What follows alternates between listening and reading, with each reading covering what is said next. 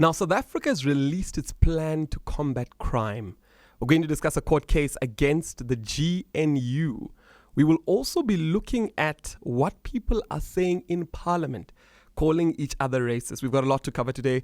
Let's jump right into it. Now, the first thing I want to alert you is that South Africa has released its plan to fight crime. Yes, the minister has come out to explain what he plans on doing. South African Police Minister Senzo Mchunu on a mission to modernize policing to tackle intolerable crime, from access to artificial intelligence, a clear stance on anti-corruption and flagging gangsterism and women and children being murdered. Police Minister Mchunu has outlined his priorities to confront criminality in South Africa, which he says is concerning and intolerable. Now, I want to quickly assess the plan because it's important that we don't allow ministers to use words that would seem to be exciting, like artificial intelligence, without actually getting into the meat of the implementation of how it will be done. So he's made it clear that the crime in this country is unacceptable, and we all know it. Now, he spoke about issues including plans to boost policing via strengthening some legislation. We will prioritize the amendments to the South African Police Service Act as it's outdated. And, you know, he said a lot of stuff, but really, when I listened to what he had said, I realized that the plan is still not enough, and it will still not be able to fight crime in our country. He speaks about the situation must be brought under control so that children in the Cape Flats, Khayelitsha, parts of Nelson Mandela Bay and parts of Gauteng can be able to play in the streets without fear. He talks about the construction mafia. He talks about gun and private security legislation, that there are too many guns out there in the streets and firearms remain the weapon of choice in many violent crimes. We're intensifying our efforts to remove illegal firearms from the streets and ensuring improved gun control measures. And, you know, there's a lot of stuff happening, but I still feel that it is not the right things. And he then goes and talks about AI and advanced technologies. And you know, I'm an advocate for using technology to be able to help us. But the technology has been existing, but the police force has not been using it. So I really want to ensure that this rollout of these new technologies to detect and deter crimes, advanced technologies such as data analysis, artificial intelligence, surveillance systems, meaning the government will be watching you, digital communication tools, enable police to better predict, prevent, and respond to crime. Now, when I saw this, I thought it's important that we look at a country that has been able to deter crime. Now, he believes that technology integration crucial for enhancing SAP's efficiency and its effectiveness. I want to know from you, do you think it will work? Do you think it's the right direction that we should be going in the country? He said the levels of crimes and the types of crimes in one province, noting that SAP's needed to take into account as it implemented the integrated national crime prevention strategy. So South Africans are tired of hearing about strategies and things that can be done, and they really want action. And I want us to go and look at a video of a president of El Salvador who got into government in El Salvador when crime was at its highest. And this president was not only able to stop the crime, now El Salvador is doing well, it's growing the economy, and things are looking very, very good for them. And I want you to look at what they did to be able to deter crime. But the most important aspect that I want to get to is that crime is a very dangerous thing. It steals from our economy, it steals from our people, and it costs the country so much money. If it is fixed, the country can move forward in the way that it should go. So take a look at what other countries did to deter In the days crime. that followed, Bukele unveiled his so-called territorial control plan. The plan that would transform El Salvador from one of the most dangerous countries in the world to one where people could simply go outside without fear. It reportedly had 6 phases, with a 7th to be implemented only if the rest didn't work. Each phase was only unveiled at its start, but the first started just 20 days into his presidency and was dubbed Preparation. It comprised a surge of police and military into 12 of the country's most dangerous communities, ones that were effectively gang-held territory, along with initiating a state of emergency in the nation's prisons, prohibiting visitors and calls so that incarcerated gang leaders could no longer communicate. Essentially, the idea was to just start, to use the resources on hand to do what they could to start to fracture gang structures. The next phase was opportunity. Perhaps as a way to foster public support before the more heavy-handed phases to come, this second step involved using a $91 million loan from the Central American Bank for Economic Integration to invest in community centers, skate parks, schools, and other services that would work to prevent young people from joining gangs in the first place. But phase 3 was where things got tricky. The name was modernization, and the idea was to buy the country's national security forces some $109 million in equipment. Drones, helicopters, guns, everything they'd need to fight an all-out war with the gangs. The only roadblock to implementing this was that the $109 million loan, again from the Central American Bank for Economic Integration, would have to be approved by the country's Legislative Assembly. The Legislative Assembly, however, was formed by an election in March 2018, almost a year before Bukele's election, long before he could influence an outcome. Therefore, the Legacy Arena and FMLN parties held 53 of the 84 seats, a firm majority, while Bukele's adoptive party, Ghana, had just 10. Essentially, in order to do anything, including get this $109 million loan, the president had to appeal to the lawmakers from the two parties he had just convinced the entire country were the problem in his campaign. Unsurprisingly, the parties pushed back, asking for more transparency on where funds would go, leaving the loan and phase 3 of Bukele's crucial territorial control plan deadlocked. This is where things got iffy. Now, I want to point out a couple of things that I believe that the minister should have done, and I hope, and I know that politicians listen to this show, and I hope that people will take a bit of information from this show and implement. The first thing he did was he isolated communication between the prison and the citizens. Now, we all know gangs function from inside prison and even to outside prison. If you break the communication between the two, there is a lot that it will solve. People that have stolen money that are able to say, go get the money, I buried it here and do this and that will not be able to do that because communication will be locked down. The next phase he did is he sent police and soldiers into the communities where crime is happening, even as special agents, even as people that were just spying on the people. And the third phase was then to get equipment to allow them to deal with the crime. And I truly believe that one of the ways that he's been able to do this and the methods he's used have really assisted El Salvador. It's now growing. Things are looking very good. Things are literally changing because of everything that he did to be able to do this. Now, El Salvador was a very dangerous country, one of the highest murder rates in the world, the same as South Africa. But he was able to implement this and get this done. Now, I want you to see this last clip before we move on to understanding the new case that started against the GNU by MK. And also, we're going to look at some very interesting words that are coming out from Twitter. Have a look at how this phase worked out. El Salvador's weekend of March 25th through 27th, 2022 was tragic.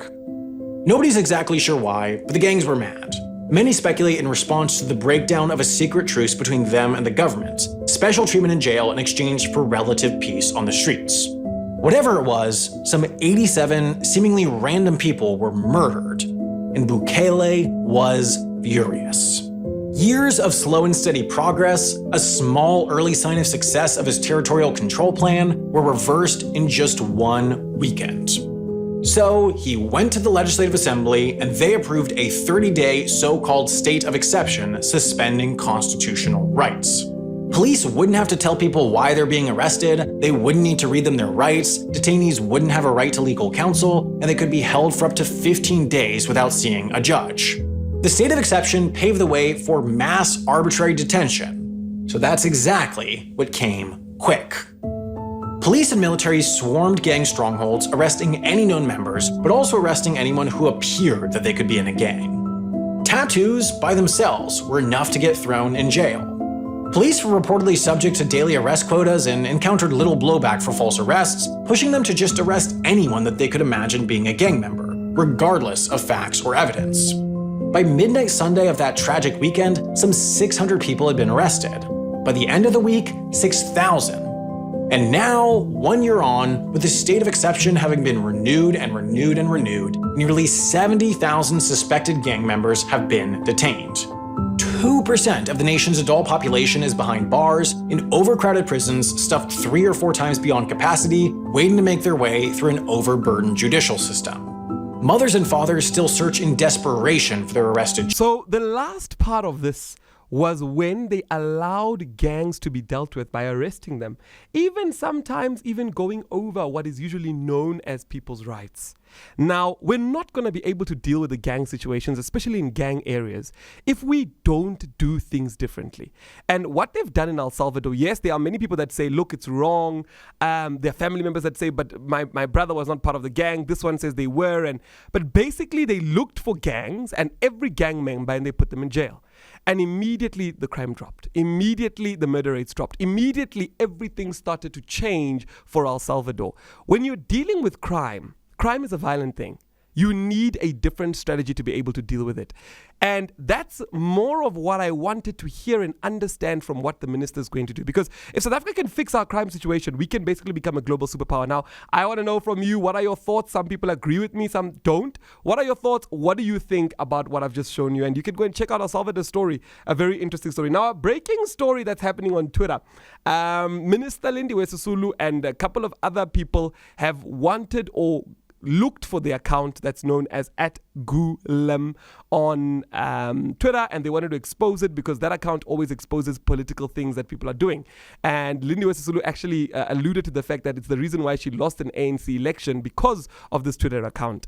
Now, the person they then exposed then comes out and says, you found the wrong person, it's not me, and my life is now in danger. This is what he's saying. Behind one Twitter account, and I am definitely not that guy. I don't even use Twitter. I haven't used Twitter for like 8 years or something like that.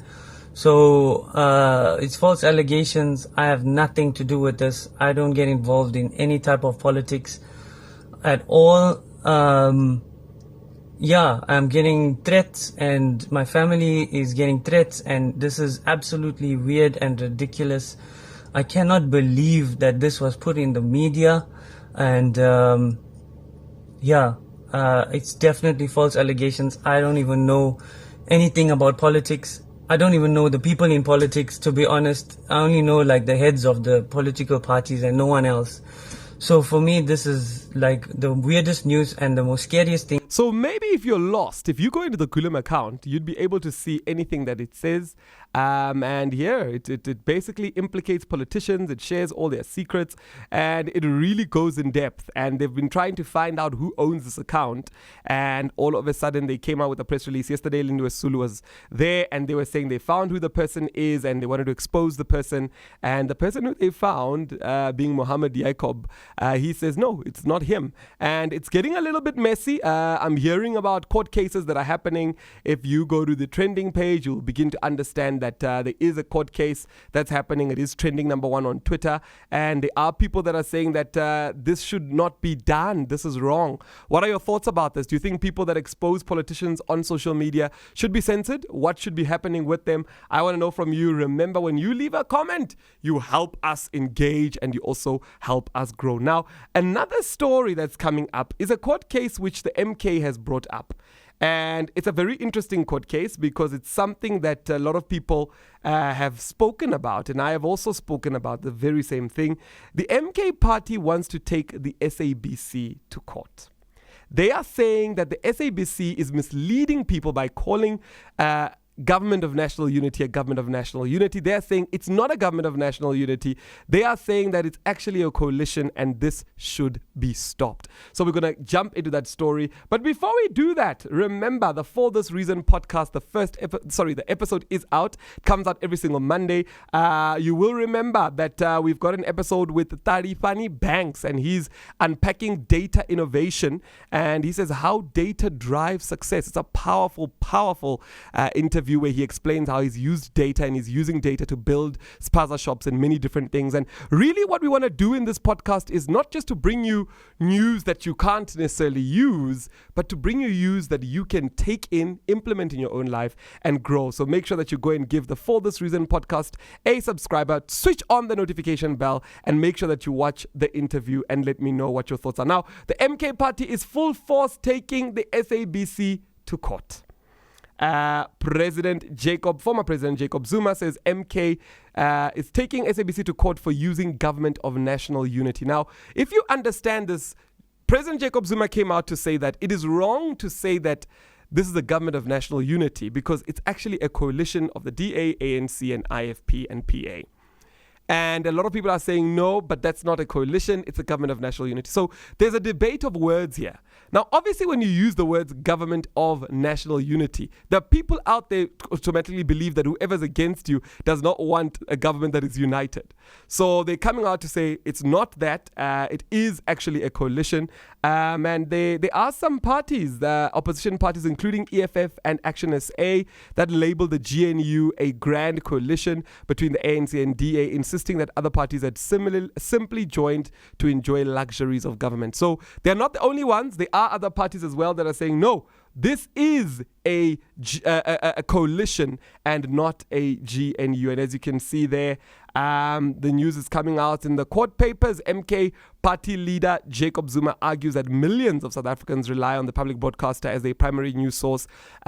Zuma's affidavit states that the current arrangement in South Africa does not meet the definition elements of a GNU and claims that use of the term deliberately misleads the public. Now, it's important that the public gets the right information, and the South African SABC, South African Broadcasting Corporation, should not be misleading the public. So that's a big bone of contention. So we will see this out in court. I believe that they are wrong, and it's not a GNU, it is a coalition, and it should be called that. I want to know from you, what are your thoughts? What do you think? Is it a GNU? Is it a coalition? What are your thoughts? Now, we had an interesting argument happen in Parliament. And when I saw this argument, I was a little bit upset because I think it is wrong. But I want to ask you, am I overreacting, or is this actually racist? A speech. And I want to congratulate them. At least now I know that there is one member in the EFF that can read. I thank you. Thank you, Honourable Minister. Thank you very much. Okay, order. Thank you. Members are reminded. Speaker, Chairperson. Yes, is this a point of order? Yeah, it's a point of order. Okay, please raise the point of order. It's actually a very racist assumption that members of the EFF, except the one that read, cannot read. We must take exception to that. It's racist, and you have started already being racist. You are racist. That's a racist statement. It's an anti-black statement. Why do you say we can't read? Who are you? Honourable Member, can I just... We can read. We can even read that you are racist. Could I have order now? Thank you very Must much. withdraw that. Yeah. Could I just rule on this matter? It's not parliamentary to specifically speak to a specific member. You may not cast aspersions at a specific person, but you may also not use unparliamentary language. So I'm going to rule on this. There's a precedent in terms of I'm not going to ask the minister to withdraw anything, because I don't think I can rule on whether the context was right or not. What do you want to say? Yes, on a point of order, Chairperson, it is unparliamentary to refer to another member as a racist. And the Honourable Ndlozi will have to withdraw that. Okay. No, I'm not going to say Could I that. just, I actually made a ruling on that. Sorry, excuse me. Order. Now, I looked at this clip and I thought it is very racist to assume that members of a political party cannot read except for one The person. budget I think allocation it's of the completely unacceptable. But the one thing that I am very concerned about in Parliament in our country is that the Parliament in our country is supposed to be debating matters of government, not casting aspersions or insulting one another or, trying to make a show out of things.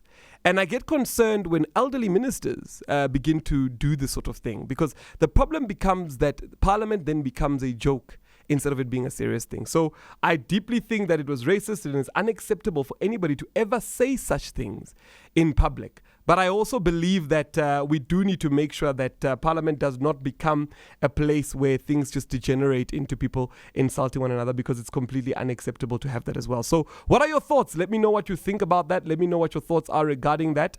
It is always so wonderful to hear from your thoughts. And as you know, you should be subscribing and leaving us a comment, because it helps us greatly when you do so. And we're definitely going to be doing more updates more frequently, as many of you have asked. But thank you so much for joining us today, and see you soon when we bring you the latest upcoming happenings in our country. Thank you.